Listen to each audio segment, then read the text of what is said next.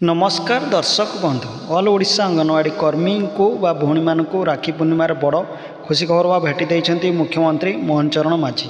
तेज कौन रही कौन रही खुशी खबर आसतु संपूर्ण अपडेट जानिया भिडियो तेणु भिडियो को प्रथम शेष पर्यटन देखा सहित भिडियो को लाइक कमेंट शेयर करूँ और प्रथम कर चैनल विजिट करते चैनल को सब्सक्राइब करूँ और फेसबुक पेज देखुले निश्चित पेज टी फॉलो करूँ। तेज आज हूँ पवित्र राखी पूर्णिमा। तेज राखी पूर्णिमा उपलक्षे बड़ भेटी देइछन्ती उपमुख्यमंत्री प्रभाती परिडा और मुख्यमंत्री मोहन चरण माझी।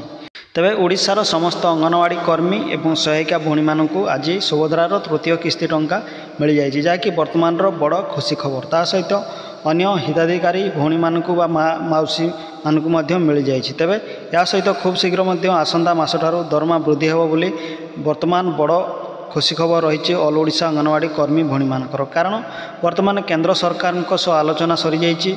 उपमुख्यमंत्री प्रभाती परिडा आलोचना करछन्ती जहाँ गोटे बड़ खुशी खबर। तेज ऑल ओडिशा अंगनवाड़ी कर्मी पाई बड़ खुशी खबर। तेज खूब शीघ्र आपण मानकर विभाग सचिव कथबार्ता होती आसंता मासरू आपण मानकर दरमा वृद्धि हेबो।